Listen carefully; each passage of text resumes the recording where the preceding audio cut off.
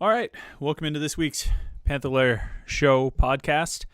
Got the live stream going on youtube.com/Panther-Lair.com. We've got a podcast rolling for you later in the week if that's when you listen to it. Got the rare Wednesday night podcast. We had to move it, of course, because Pitt, I don't know if you heard about this, Pitt basketball actually played a game on Tuesday night. I'm not sure if most people were aware of this. This might have slid under the radar and people probably didn't really notice that it was happening, but that's all right. That's what we're here for. We're here to talk about Pitt sports, so we'll keep you up to date, keep you posted on what's going on, give you the updates. They actually won that game against Duke last night. I'm not sure if you were aware of that, but in case you weren't, we're here to talk about the game. We'll give you kind of a brief synopsis of the game and kind of talk about where things go from here. You know, we spend a lot of time, and I got, sponsors and things like that I want to get to, but I'm going to say right off the top, we spend a lot of time on this podcast talking about football. We talk about football recruiting. We talk about football during the season, during the off season. We find football topics to talk about. We're not 100% football, but we're pretty football centric. And I think that largely follows the fan base. I think the Pitt football fan base is larger than the Pitt basketball fan base. And, there's interest in Pitt basketball talk year-round, but there's more interest in Pitt football talk year-round. And plus, football lends itself to sort of more conversation. I mean, you have, 11 positions on each side of the ball, and you got a depth chart. You got 105 guys on a roster. You got 85 scholarship players. I mean, there's a lot more to talk about when it comes to football than there is to basketball. And so I think that, particularly when we get into the offseason of both sports, it's easier to find football topics to discuss. It's easier to find football topics to break down. And you've got a schedule of 12 games as opposed to 25 or however many it is. And it's just, it's how it tends to go. And so we spend a lot of time on this podcast talking about football. Football tends to be a focal point.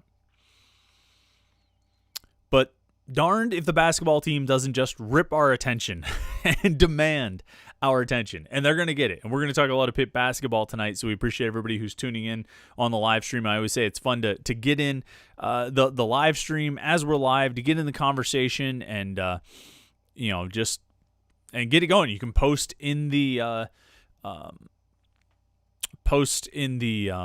the comments there on youtube.com/Panther-Lair.com in the live stream as it's rolling. You can be a super chatter if you click the little dollar sign there at the bottom of the chat screen, and you can support the podcast and make sure we get your questions answered and get your comments read, and we'll discuss those on the air. But I always say it's fun to have these live stream podcasts because we can have sort of that live interaction.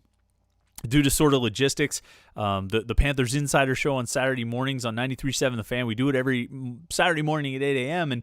And as it originally started out, it was fun because it was a call-in show. We could talk about Pitt sports. We could have that conversation. I enjoyed that quite a bit.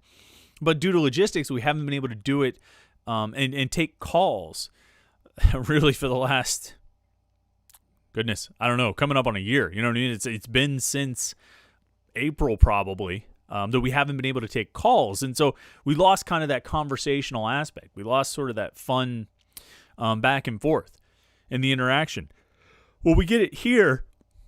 We get it here during the Panther-Lair Show, the live stream of the podcast, usually on Tuesday nights at 8:30, but this week, as I say, on Wednesday night at 8:30 because of the Pitt Duke game being at 9 o'clock last night. All right, before we jump into that game, got to talk about homefieldapparel.com. You actually got to check out Homefield right now. Okay, go to homefieldapparel.com.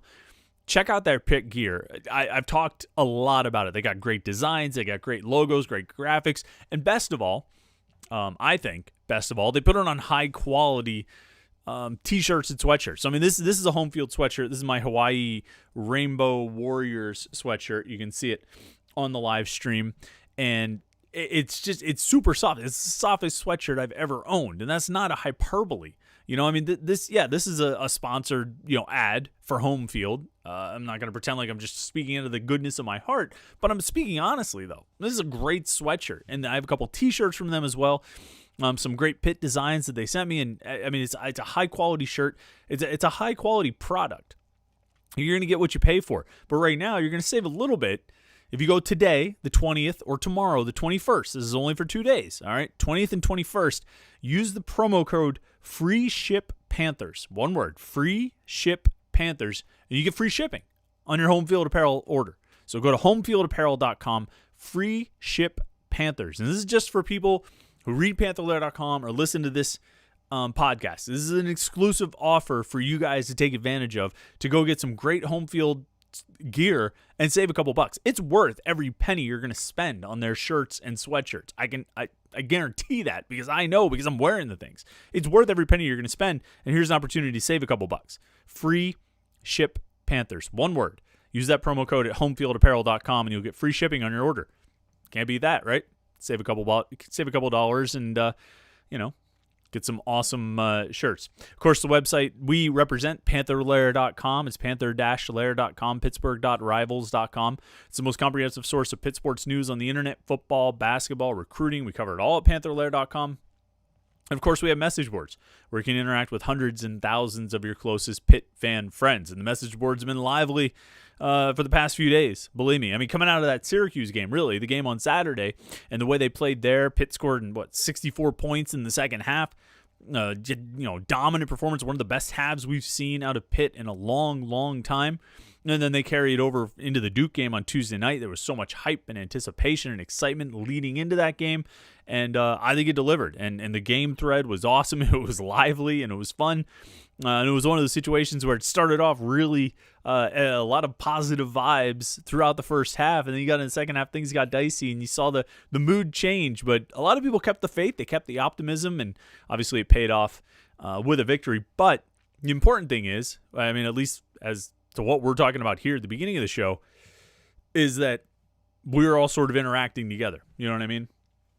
We were all having conversation and getting in on the discussion about the game as it was happening. Look, I mean, you can't go to the game right now, and you're probably not going to a bar or someplace like that to watch the game. So it's, you and whoever's in your house sitting there watching the game, and you may or may not live with people who care about Pitt basketball. You may or may not live with people who want to talk about Pitt basketball during the game.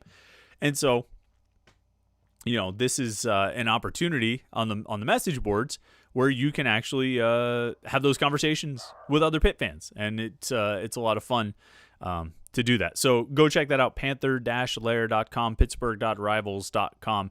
Love to have you check out the site and check out all our coverage, of course, coming out of Pitt's win over Duke on Tuesday night. And we'll start there. We'll start with talking about that game because that's what's on everyone's mind right now, right? I mean, I could talk to you about recruits who put Pitt in their top 5, football recruits who put Pitt in their top 6 or something, or a recruit who drove to campus over the weekend and to walk around and take the tour with his family because he can't actually talk to the coaches on a recruiting visit. I could talk to you about that, or you could just wait and read about it on Panther-Lair.com tomorrow because there actually was a top Pitt target who visited over the weekend. We'll just throw that out there as a tease for an article that's coming tomorrow morning. We can talk about that, but I mean, let's be honest. What are you thinking about right now if you're a Pitt fan? You're thinking about the Pitt basketball game, and understandably so. And, I like to think, I try really hard in what I do. And the things I write and things I talk about on this podcast, or the things I might write on the message boards, or in columns on Panther-Lair.com, or tweets or things like that, I try to keep perspective. And I realize I don't always do that. There are times when I look at a situation, I'm like, I don't know what's going to happen here. I don't see any way out of this. This is impossible. And usually there ends up being a result. I think a team is unbeatable, or a team can't, and they'll end up losing. Or I think a team can't win, just has no chance of winning a game. And it's not even just about Pitt, any team. And they'll end up, winning or something like that. I try to avoid those things. I try to avoid making too much out of one game, making too much out of one quarter or one half or one play or one drive or one possession, whether it's football or basketball. I try to avoid overdoing it because there are countless examples. The internet is full of examples of people who overreacted to an incident that might not have been isolated, but it wasn't necessarily the harbinger that many, or that it might have been made out to be.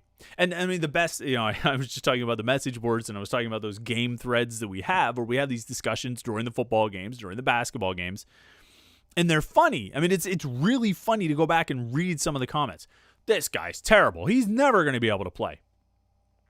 And then that guy goes on and that's a great game.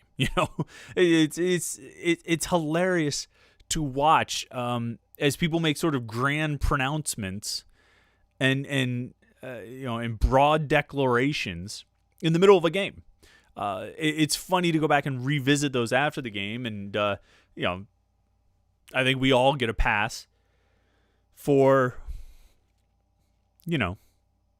our in-game thoughts because they're influenced by what we're watching right at that time.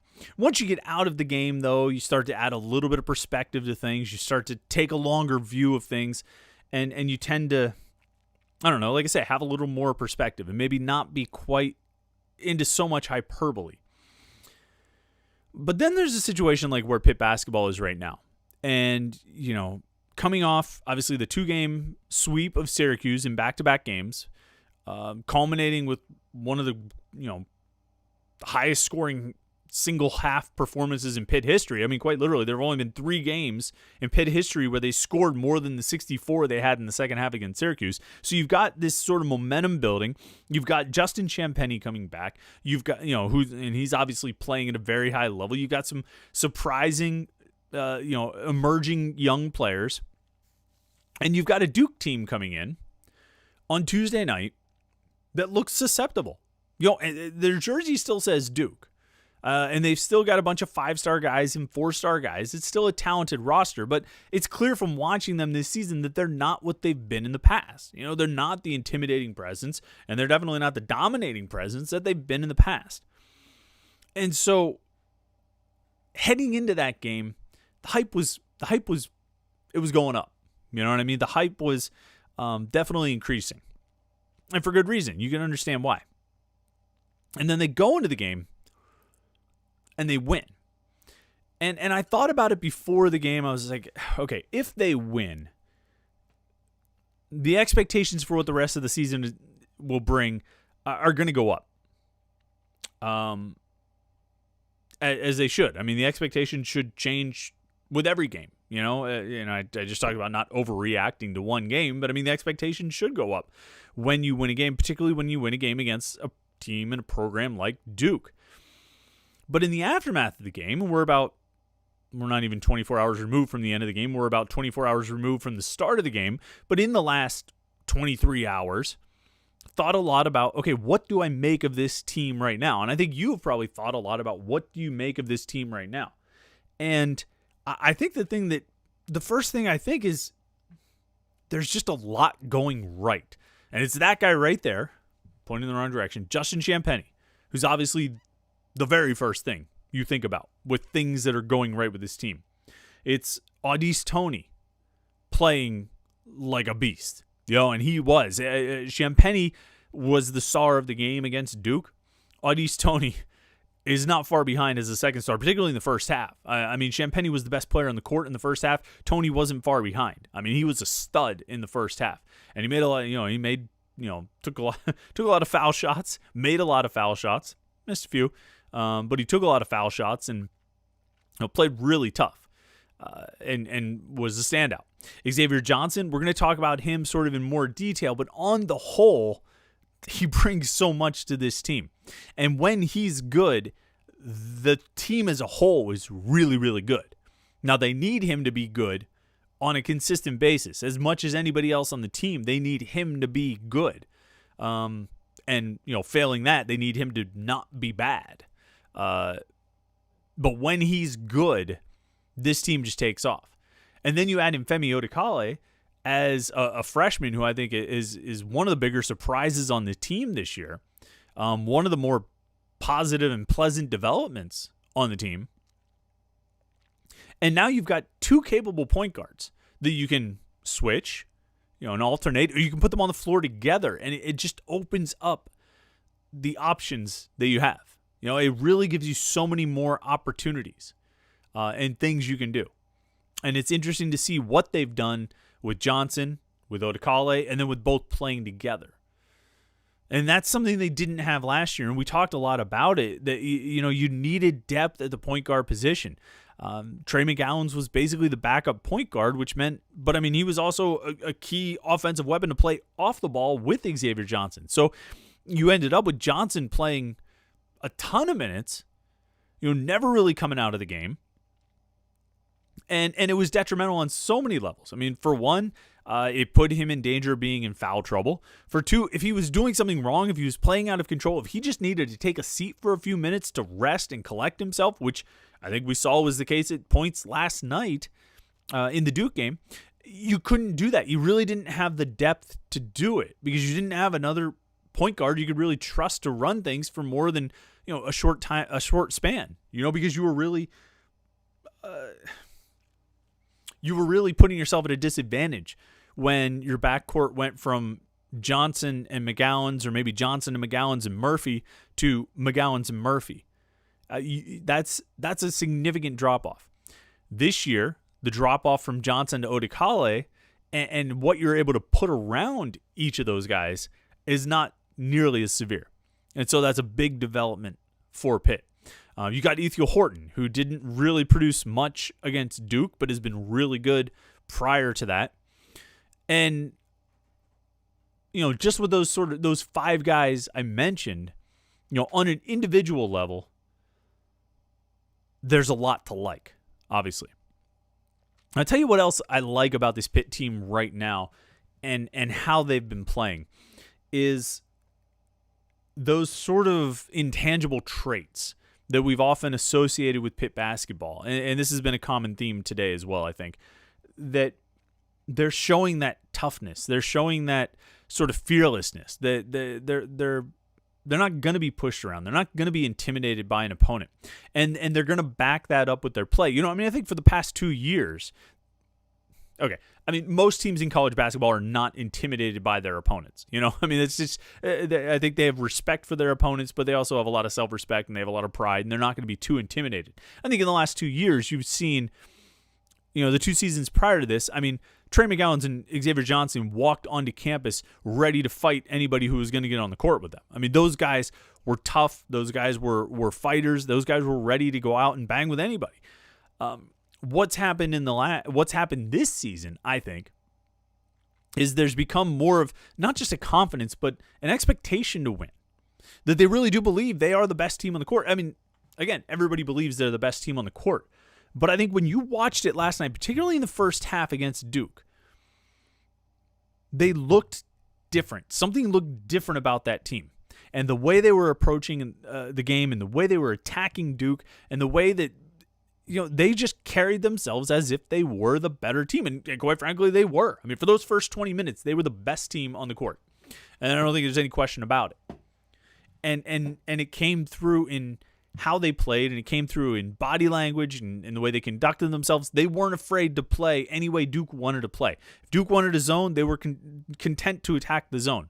They didn't really go to man much in the first half, but on those times when they did go to man, they were content to attack that. If Duke wanted to run, they were ready to run. If Duke wanted to slow it down, they'd slow it down. They would do whatever Duke wanted to do, and they would do it better than Duke for the first half at least. And we'll talk about how there were 2 halves in that game and kind of what each half sort of showed us. But this was a Pitt team with an attitude. And a good attitude, and an attitude that really was, and this has been said way too many times today, but an attitude that really was reminiscent of those early 2000s Pitt teams, which I think is a welcome sight for everyone around here. And that comes back to sort of something we've been thinking about and talking about a lot, I think, over the last couple of weeks, is how this team, more than quite a few of its predecessors, has really embraced and embodied some of those principles that made Pitt basketball really successful in the 2000s. And of course it's defense and rebounding, right? And defense and rebounding, we used to give Jamie Dixon such a hard time about that. We used to mock Jamie Dixon for his emphasis on defense and rebounding. But what we're seeing, I think we're seeing it this year, and it's being laid bare for us to see. Particularly in some of these games where they had slow starts. The Syracuse game at the Dome is a great example. If your offense is going to come and go. There are nights when the shots are going to fall, and there are nights when they're not. But if you play tough defense, if you rebound, if you really commit to it, and those 2 things, defense and rebounding, There are things you can practice. There are things you have to practice. There are things you have to have a feel for, an understanding of. You have to learn how to do those things. I mean, they're absolutely skills that can be developed. But they are also 100% driven by effort, intensity, dedication, and focus. You have to believe in it. You have to want to do those things. I mean, you talk about why did Jamie Dixon recruit the way he did? Because he needed guys who would do those things. And when he didn't have those guys, when he got away from those kinds of guys, the guys who would buy into his defense, who wanted to play defense like that, who wanted to rebound like that, I mean, you saw where the results went. And this isn't about Jamie Dixon, but look, when we all look at Pitt basketball, we think about what it was 15 years ago and how it could be that again, or a dozen years ago, right? And what it was 15 years ago or a dozen years ago, even on the best offensive teams, that 08-09 team, what it was a tough defense, tough rebounding team. And that was the key to a whole bunch of its success because, again, there are nights when the shots aren't going to fall. And if you don't have those other two elements in check, if you don't have your defense on point and your rebounding on point, then those nights when the shots don't fall, you don't have a chance. But if you play tough defense and you rebound, you're going to give yourself a chance. Because shots are shots, right? But defense and rebounding are effort. And if you're committed to the work, you can outwork most teams if you're really committed to it. And I don't think that was always the case the last two seasons. Heck, I don't think it was the case against St. Francis, PA in the season opener this year. But it has become a defining characteristic of this team that they will outwork anybody they go against. Or at least they're going to try to outwork anybody they go against. And the way it plays out is in successful defense and effective rebounding. And, that was the key again, against Duke. It was the key against Syracuse. I think they gave themselves a chance by playing that way against Louisville. I think it helped them beat Miami. It's become, like I say, defining characteristics. So as much as we talk about Justin Champagnie and we talk about Audice Toney and we talk about Xavier Johnson and if Ethan Horton can make his shots and what Femi Odikale brings to the offense and all those things are absolutely important. They're going to be the different, that's going to elevate the team even more. They've got to have that foundation, and they do. They have that foundation, and they've shown it. And so when we talk about things to like with this team, reasons for optimism with this team, of what this team might actually be able to accomplish, both in the regular season and beyond, I mean, that's where it starts. And they've embraced that. They've bought into it. And they've understood how important it is.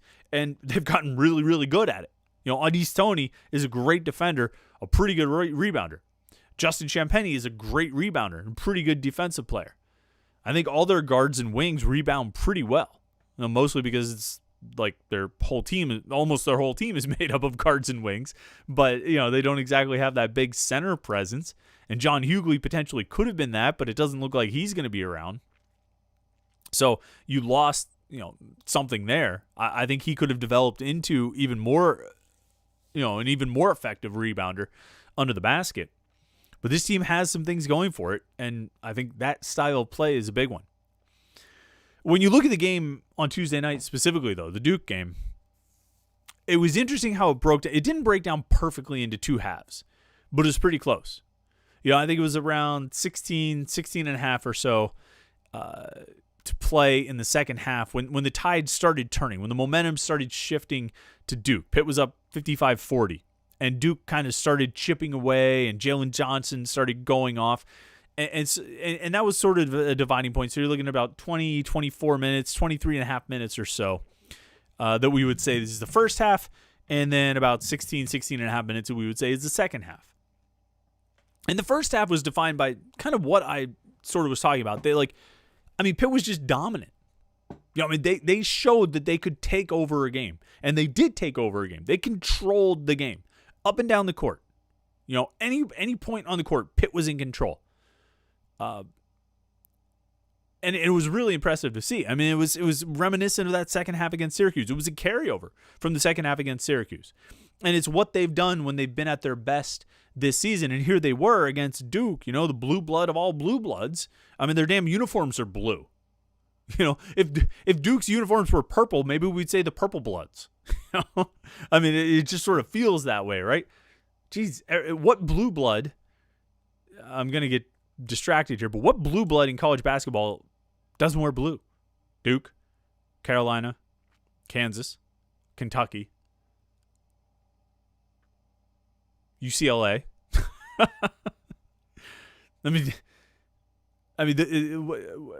I guess Indiana. I guess Indiana would be the blue blood, the traditional powerhouse program that doesn't wear blue. But who else? I'm sure somebody's in the comments here telling me the blue blood who doesn't wear blue. But let's see here. So I'm checking into the chat here. What is going on? Are we having a fight here in this chat? Guys, chill out. All right, we'll get to the comments in a second, but can anybody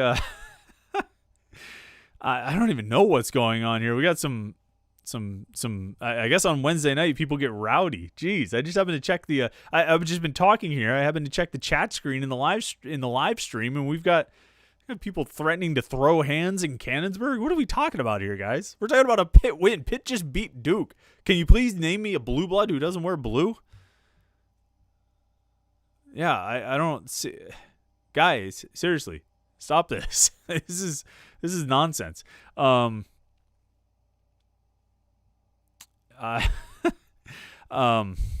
Distracted here. So Pitt was dominant. So a couple other things I want to say about the game, and then we'll get into the chat and the conversation here with some of the comments and questions. Dominance in the first half, right? And in such a way, kind of what I was talking about with that attitude, and what I was talking about with sort of the how they carried themselves. They were the better team. They were playing like the better team. They were playing like they knew they were the better team in the first half. And it was really impressive to see. And so the first half, if I was going to put a word on it, it would be dominance. Second half, if I was going to put a word on it, it would be resilience. Because in the second half, Duke started being Duke again. And Jalen Johnson started being Jalen Johnson again. And who knows? If he doesn't foul out, if the game goes another 5 minutes, 10 minutes, if there's another, if there's another period, if there's another 20 minutes or something like that, who knows how that game goes. But what Pitt showed in the second half is that they could take some pretty big blows from some pretty good players. I mean, Jalen Johnson's outstanding. He's a lottery pick. And you could tell. And once he was on, I mean, during those final 15 minutes of the half, of the game, I should say, I mean, he was probably the best player on the court.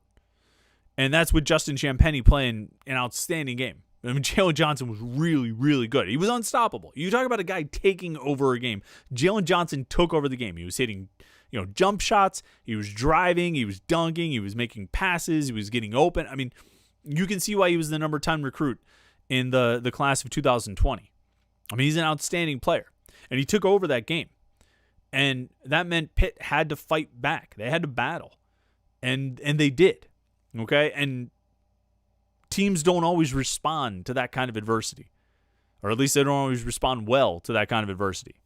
Sometimes they respond poorly. And they back down and they wilt a little bit. And they end up, blowing a big lead. This Pitt team, to their immense credit, did not. This Pitt team took Duke's heavy shots. They took Jalen Johnson going off and playing really well, and they just kept battling. And they just kept fighting, and their shots didn't always fall. They committed some turnovers. They missed some rebounds. Some of the things that were working so well for them in the first half weren't working as well in the second half, and some of that's credit to Duke. I mean, I think Duke stepped up their intensity in the final 15 minutes of the game. Duke stepped up their level of play, and Pitt had to scramble a little bit to match it. And for the better part of those final 15 minutes, they didn't match it, until the very end. And it's funny how those final couple minutes went down. And I said we were going to talk about Xavier Johnson. We're going to talk about him just for a second real quick before we get into some of the comments and questions and try and get people to stop fighting on the Panther. This is the Panther-Lair Show. There's no fighting in the Panther-Lair Show. Xavier Johnson, as I'm watching the live, watching the game, obviously, and then following along on Twitter, seeing what people are saying on Twitter, seeing what people are saying in the message boards and the game thread, Xavier Johnson was not getting a lot of love. For a guy who finished with 11 assists and 4 turnovers, he didn't get a lot of love for his performance in that game, and I can understand why. He ended up, I think he finished with 4 turnovers, right? Let me make sure that stat is correct before I repeat it too many times. Yeah, Johnson had 11 assists and 4 turnovers.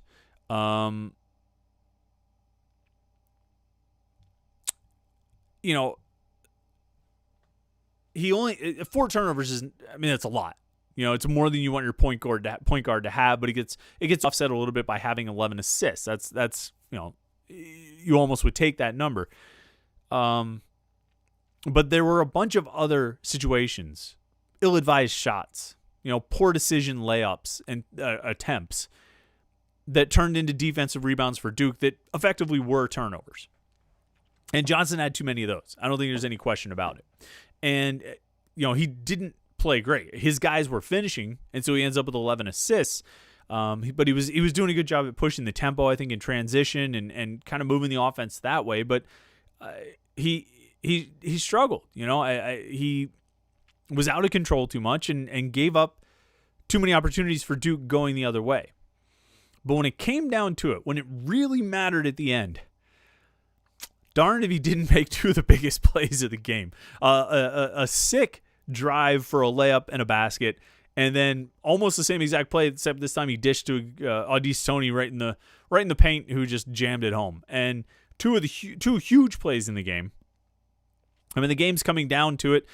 Pitt needs baskets to hold on because Duke is very much threatening to take the win, and Xavier Johnson makes 2 of the biggest plays in the game. He doesn't overshadow Justin Champagne's performance. He doesn't overshadow Audis Toney's performance. He doesn't overshadow his own shortcomings in the game. But he makes 2 of the biggest plays on the night and ends up helping Pitt win the game. So, I think that's what it's going to be with Johnson, probably for the rest of the season, and the rest of his Pitt career, that he's going to have some frustrating moments, some infuriating moments when he tries to take over the game and ends up making bad decisions in doing so. But he's going to offset those situations and those bad decisions or those questionable plays with some pretty incredible stuff, which is what happened, I think, at the end of that Duke game on Tuesday night, where, like I say, Johnson made 2 of the biggest plays of the game. All right, let's see right here. Let's go through some of the questions and comments and see what people have going on here. Let's see. Keegan Smetanka. I apologize if I mispronounce your name. He says, do you think Pitt will get ranked this year? Yeah, Keegan, I think they will get ranked this year. I think, quite frankly, they've got this game at Wake Forest on Saturday, 6:00. That was a reschedule. Pitt was supposed to play Boston College, but that game got postponed due to COVID issues at Boston College, and the ACC slotted Wake Forest in there as an opponent. Pitt should beat Wake Forest. I think Wake Forest is like 0-5 or something in the ACC this year. They're not very good. That should be a win for Pitt. And I think if they do that, they're going to be 9-2 overall. They're going to be 5-1 in the ACC. And I would say if they don't get ranked, in the next, on Monday or whenever the next rankings come out, they're going to be just outside the top 25. And I think you can make a case that they should probably be in the top 25. And if they keep up what they're doing, if they don't, they don't have any terrible, any blown opportunities or bad losses, then I think in another week or two that, they're going to be ranked. I think they absolutely should be. I think they're playing like it. And so I think they've got themselves in position to, I think they've got themselves in position to get more of that national recognition, which I think, as we said, Duke right now is not Duke that they've been at various points in the past. We know that, and everyone understands that. And,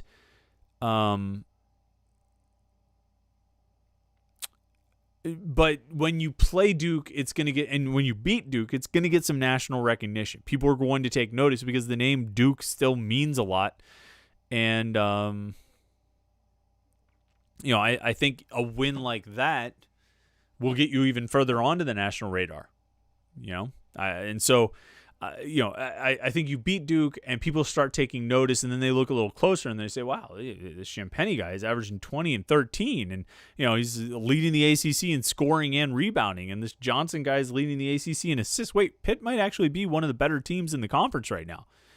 So, I think that even if Duke is not what it has been in the past, that can kind of help draw attention to you and help you get, ranked and get some more, national press, national pub. SMAC, one of our regulars here in the podcast, says most impressive part of Justin Champagny's night were the 5 blocks. 6'11" and 7-footers are overrated. We have 6'6" beasts on the board with Champagny and Tony. Yeah, I mean, you would like to have guys with size. You'd like to have the 6'10" guy, 6'11" guy, the 7-foot guy. But right now, Champagny and Tony, who are 6'5", 6'6", are doing a pretty good job at rebounding and scoring around the basket. And that's where it comes down to, I think a combination of two things. One is that effort and energy that I talked about, and the other is sort of an IQ, basketball IQ. I mean, Champagny and Tony know what to do and where to be to get the rebounds. And I think that's why they're both great on the offensive glass. They know when the shots are going up. And this, I mean, it's another Jamie Dixon thing that, I think Jamie always felt like his teams were good offensive rebounding teams because due in large part to the fact that his teams took good shots.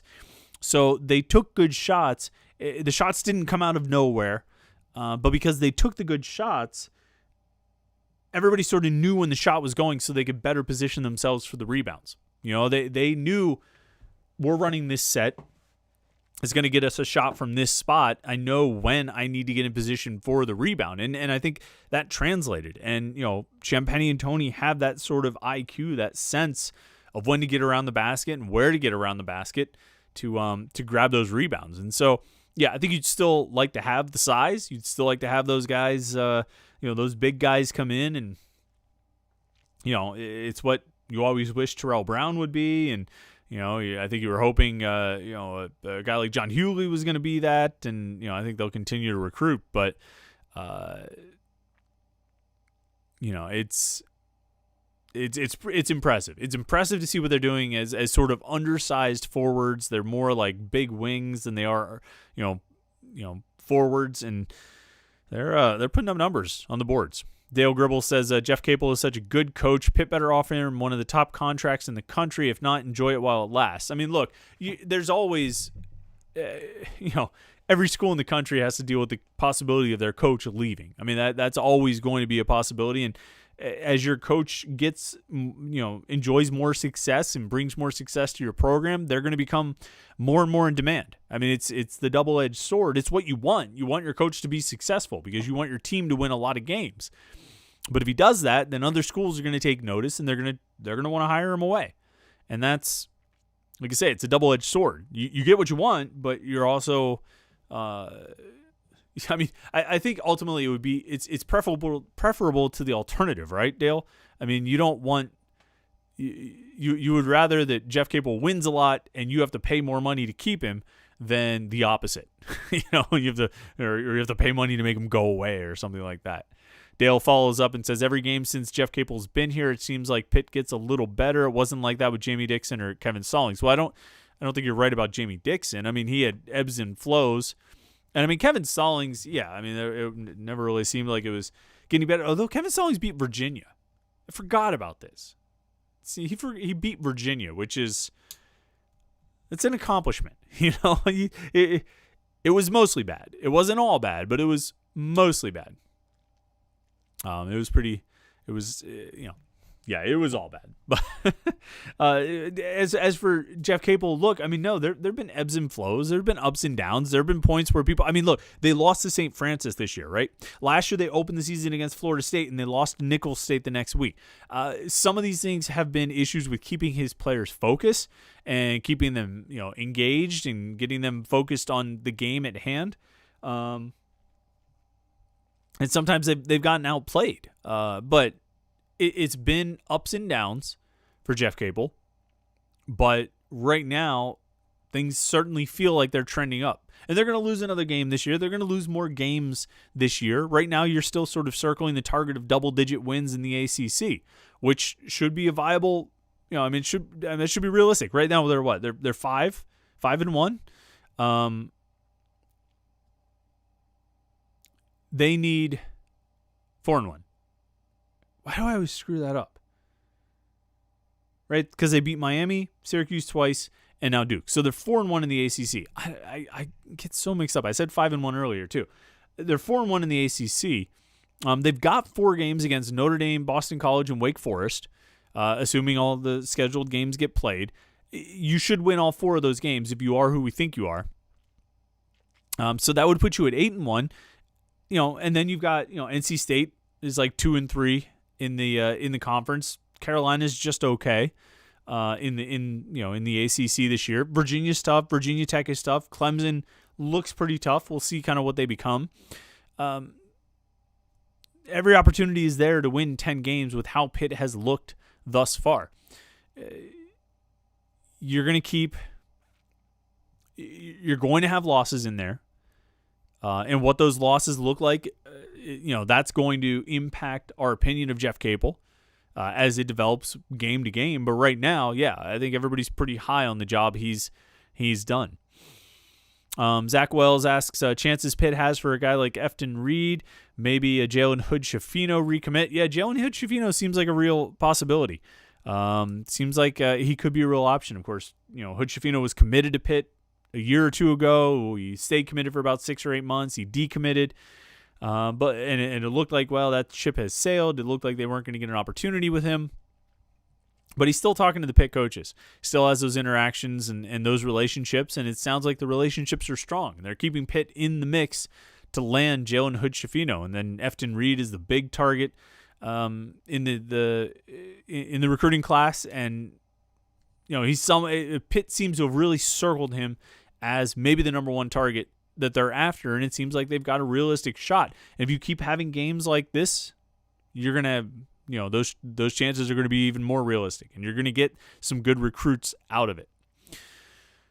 Keegan says, what would you rank Pitt in the ACC? I mean, somewhere in the top 5 right now. You know what I mean? When you look at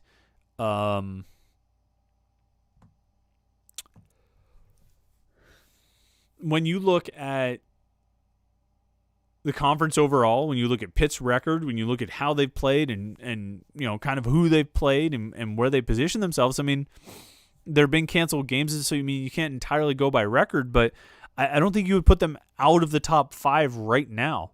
I think Virginia Tech are teams that you would put ahead of them. Probably Louisville and Clemson. I'm not sure if anybody else really jumps out as obviously being ahead of them. So maybe top 6, maybe top 5. I don't think you put them too low right now. Royce Beacom asks, is John Shire going to be the next Duke basketball coach? Will the next coach not have the initials JC? Can you confirm we are not in another Paul Chryst situation? I can't confirm that. I don't know what Jeff Capel wants to do. I could see both sides. I could see Jeff Capel wanting to get out of the shadow of Duke and build something on his own, although he's had a couple opportunities to do that already. He's gone to a couple different places. When Coach K retires, there's going to be a long list of guys that get talked about a lot. You know what I mean? And they're all going to be former Duke players and former Duke assistants because those guys are coaching all over the country and, with varying levels of success. If Jeff Capel continues to, first of all, Jeff Capel is going to get talked about. His name is going to be mentioned no matter what when Coach K retires. He's going to be one of those 6, 8, 10 guys who get mentioned. If Jeff Capel continues to win, his name will get talked about louder and louder. And this is the way it'll go. The guys who have been the most successful will get talked about the most. Understandably so. There aren't really, I think, there are not many programs, if any, who there are not many programs, if any, in the country who would be immune to losing a coach to Duke. Duke is one of those blue blood places. Like we were talking about blue bloods earlier. I mean, Duke is one of those places that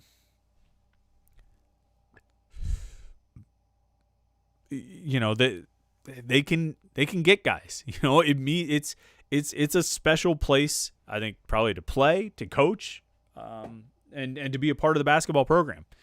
And so I don't think anybody's going to be immune to it. It's just going to be a question of who Duke wants to get, and then if they're able to entice that guy. If that guy's, how interested that guy is.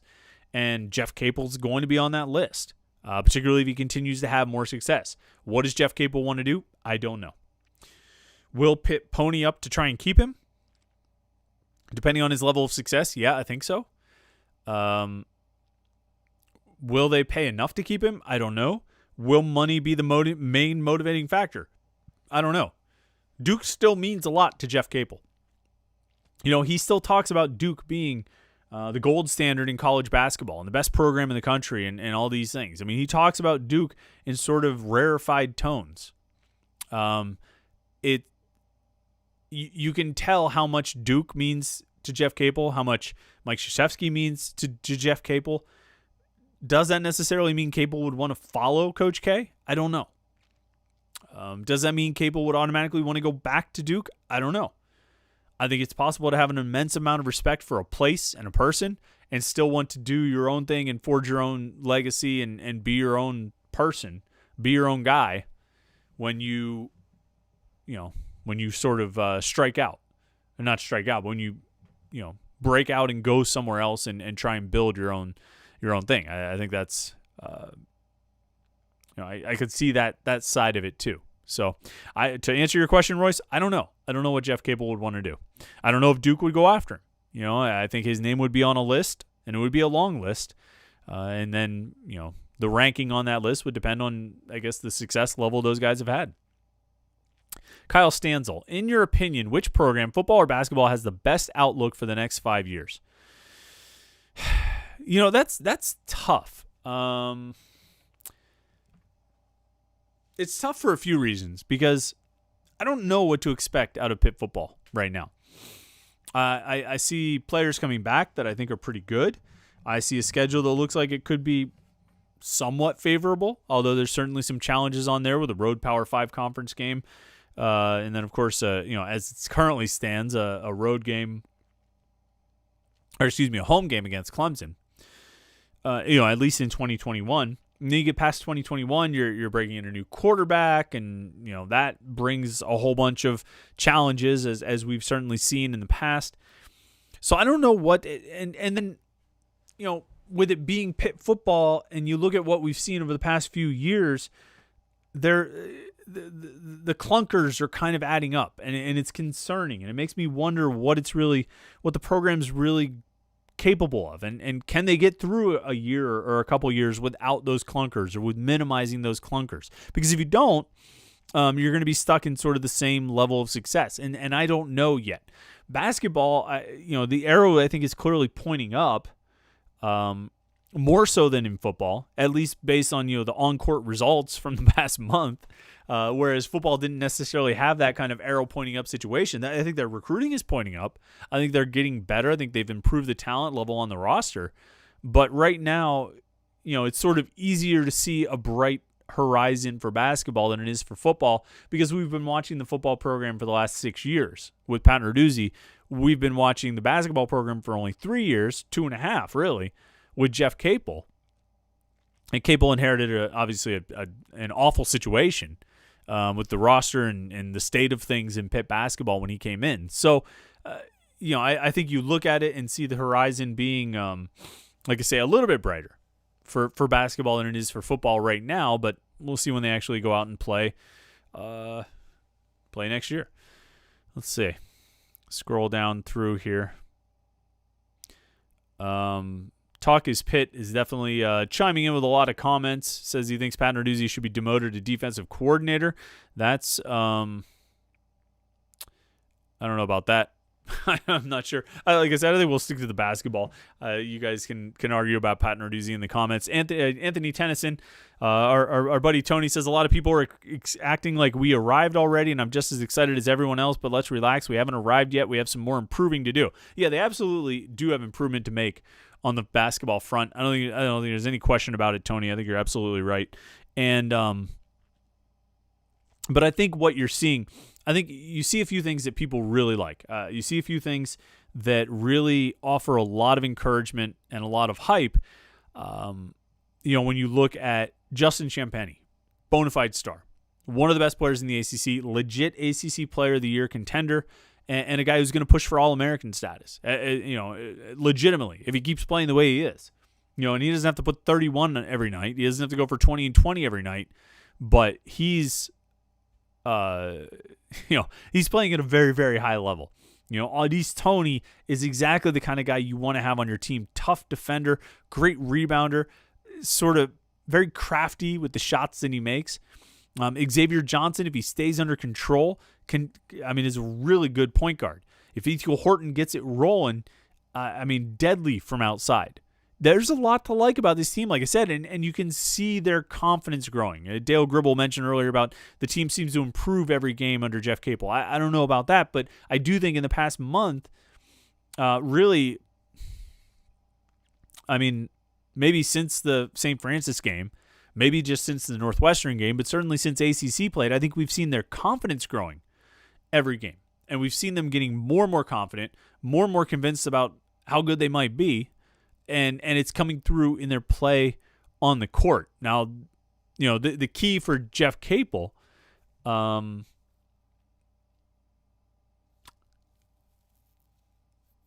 key for Jeff Capel will be making sure his players understand that they got to this point by working like crazy and working their tails off. And if they want to stay at this point, if they want to keep improving and they want to keep winning like they have been, they've got to keep working just as hard. And that's been something that's cropped up over the last few years, from time to time, where this team has not had the necessary focus, not had the necessary effort, the necessary energy, and it's cost them. It's cost them games. That is going to be one of the biggest things Capel needs to watch for and coach out of them over the next couple weeks. When you go down to Wake Forest on Saturday, no, Wake Forest isn't very good. They haven't won an ACC game yet. You should win that game. Absolutely. And I'm sure if they're reading, I'm sure the players feel like they should win that game too. Jeff Capel has to make sure they understand what they need to do in order to win that game and how they have to approach it with the same energy and the same focus and the same determination and dedication that they had going into the Duke game. Or else they could very well lose it because it's a conference game on the road. Anybody can lose on the road in the conference. Let's see here. Scrolling through lots of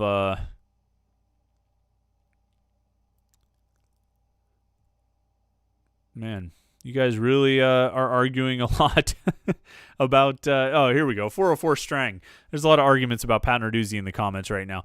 404 Strang says it's just insane how Pitt is an objectively better team than Duke right now. I think this team could win 15 ACC games if they're all played. Maybe. Maybe. We need to see them keep going with it. We need to see them keep facing different sort of adverse situations. They need to keep having to overcome hurdles. It's all about how you respond when you get knocked down, which I think they showed a little bit of that in the second half against Duke. They ran into some adversity and they were able to battle their way out of it. Can you do that from for the rest of the season? Can you continue to do that night in, night out, even if you run into trouble? We'll see what that ends up with. I think the target right now is you get to 10 conference wins. And then see what you can push for above that. I don't know how many games they're actually going to play. I don't think they're going to play 20. I'm thinking 16, 17. If you go 10-6, 10-7, at this point after a 4-1 start, it might be a little bit disappointing to go 6-6 the rest of the way or 6-5 the rest of the way. But you look at it as sort of incremental process or progress from one year to the next. And if they can get over 10 wins in the ACC, that'll be pretty good progress. So, are they objectively better than Duke right now? They beat Duke. So, yeah. I would not want to face Duke again. If I was Pitt, I would not want to face Duke in the ACC tournament or something like that. I think Jalen Johnson is outstanding, like I said. And if he plays like he played down the stretch, in the final 15 minutes or so before he fouled out, it's going to be tough to beat Duke because he's an outstanding player. So I don't know if they're objectively better than Duke, other than right now their record is better, and they beat them head-to-head. So I guess, yeah, objectively they are. Let's see here.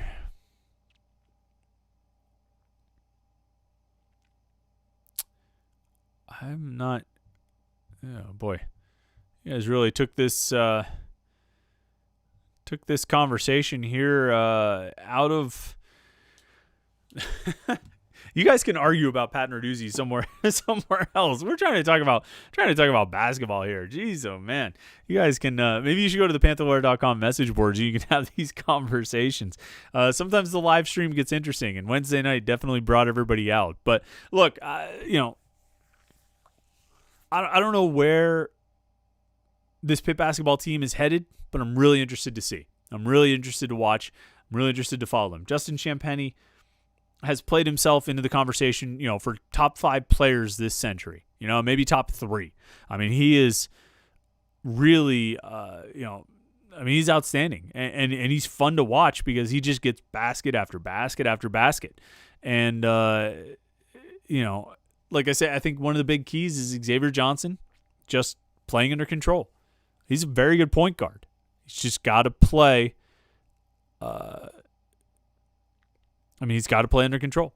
And I think it's really sort of that simple. It's that simple to say, but it's probably a little bit tougher to execute because he's, it's the same plays that he's going up for, and you say, oh, geez, what are you doing? And it's a miss, and it ends up, going the other way like a transition, basically like a turnover.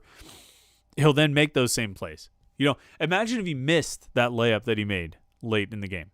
I think we'd be saying sort of the same things, but either way, he's key to the whole thing, obviously, in addition to Champagnie and Tony. They're the big 3. And if those 3 are all playing at a high level in any given game, you're going to have a really good chance to win. And I think we've seen that. I think if you put all 3 of those guys on the court together against Louisville, probably win that one.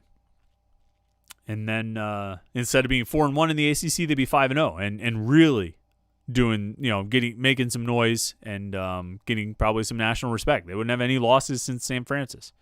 So we'll see what it turns into. Like we say, Wake Forest game at 6 o'clock on Saturday. You can tune into that one. And, of course, the Panther-Lair.com message boards will be lively for that game. People will be in the game thread, having the interaction and the conversation, and talking about the game as it happens. So make sure you go to Panther-Lair.com. All of our content previewing the game and, of course, everything coming out of the game. You can find it at Panther-Lair.com, Pittsburgh.rivals.com. You want to check that out. Football, basketball, recruiting coverage, we have it all at Panther-Lair.com. Don't forget to go to Home Field Apparel today and tomorrow, the 20th and 21st. If you listen to this podcast on the 22nd, you missed it. You're too late. If you're listening to it on the 21st, go do it now. HomeFieldApparel.com. Great Pitt collection. Search through it. Look for the Pitt stuff. Find the Pitt stuff. And then when you're ordering, free ship Panthers. FREESHIP PANTHERS. Free ship Panthers. One word.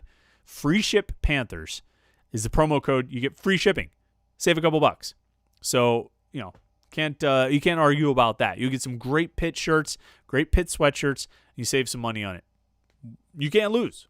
And you need a new shirt for this Pitt basketball team with the way they're going, right? You need to get geared up. So make sure you go do that. HomeFieldApparel.com. Don't forget the Panthers Insider Show on Saturday morning, 8 a.m. on 93.7 The Fan. We'll be talking about Pitt basketball there as well, getting you ready for the Pitt Wake Forest game, talking about anything else that's going on between now and then. So stay tuned to Panther-Lair.com. Thanks for tuning in here on a Wednesday night. We'll be back for our regular Tuesday night, 8:30 show next Tuesday, youtube.com/Panther-Lair.com. So thanks for everybody in the live stream. Thanks for everybody listening to the podcast later in the week. Have a great rest of the week. Have a great weekend. Enjoy the Pitt game on Saturday. We'll talk to you next week.